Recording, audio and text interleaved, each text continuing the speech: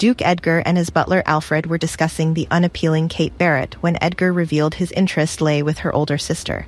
Meanwhile, Alessandra arrived at the Duke's estate, her mask not causing a stir with the guards. Alfred greeted her warmly and led her to Edgar. Will this unexpected meeting change everything for Alessandra? What secrets surround her that worry Alfred? And what will the Baron's reaction be to this sudden development? Alessandra lingered by the door, unsure how the Duke would react to her comment. To her relief, Edgar smiled softly. I suppose if you had come by night, my men might have taken you for a criminal. He shrugged, gesturing to the vacant chair across from him. Do take a seat. I'm most curious. How did you manage to leave your father's house, considering you are said to never leave? Did you deceive him, or did he permit you to come? Alessandra carefully considered Edgar's words, as she lowered herself into the chair. I am not complicit with my father, Your Grace.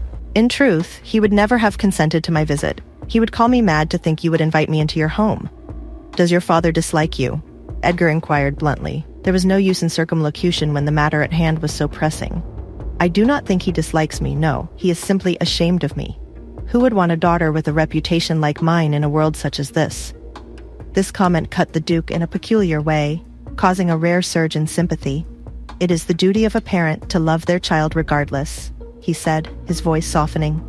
It is a pity you were born a baron's daughter. Were you born to a family of farmers, they would have cast you off to tend to the land, no doubt, but you would have known love in other ways. If I were the daughter of farmers, Alessandra murmured, they would have no need of me. Perhaps I'd be sold off to the highest bidder rather than hidden behind a mask. Indeed. It is because you are Barrett's daughter that this has come to pass, Edgar remarked, his tone quiet but knowing. In high society, jealousy is a common ailment, particularly among young women. Alessandra did not argue, conceding his point with a brief nod. Someone must have envied you greatly. I can see that now, Edgar continued. But tell me, why would one who has spent most of her life in hiding seek to marry someone as public as myself? Someone constantly in the spotlight? Truthfully, Your Grace, Alessandra said, her voice almost apologetic. I never intended to ask you about marriage. It was merely a thought that slipped from my lips. I was searching for someone to marry, but I never imagined it would be someone of your stature. She took a breath and continued more earnestly.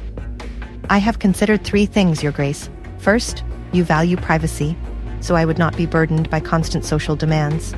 Second, I could protect you from the attention of others, particularly from those who would seek to intrude. And third, you are a man who could exert control over my family, should they become problematic.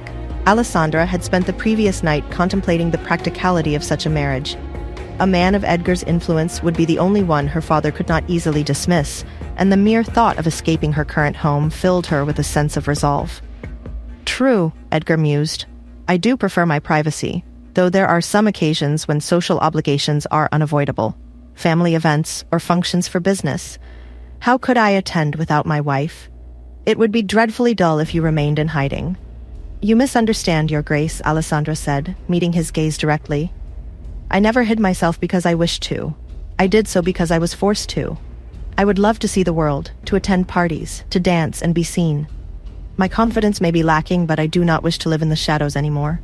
Edgar observed her for a moment, a faint hum of contemplation escaping his lips. He murmured.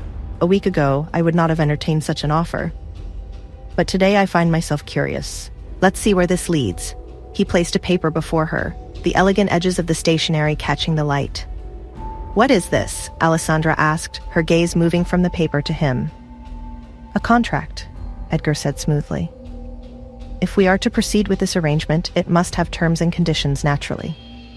He pushed the paper, ink, and a quill toward her. Shall we begin? Edgar asked, his expression unreadable. Alessandra's pulse quickened. She had not expected him to agree so readily. Is this too easy? She wondered, her mind racing. She had thought he might question her further, test her more thoroughly. What are you waiting for? Edgar's voice broke her reverie. Do you not trust me, Alessandra? Of course, she said, reaching tentatively for the quill. Then sign it and be free. This was her chance, to leave all the torture behind. Will Alessandra take the pen and sign it? Will the Duke keep his promise of protecting her? How will her father react to this? Hey, I'm Alessandra. If you're wondering what happens next, download the Pocket FM app now and listen to the exciting episodes of The Duke's Masked Bride.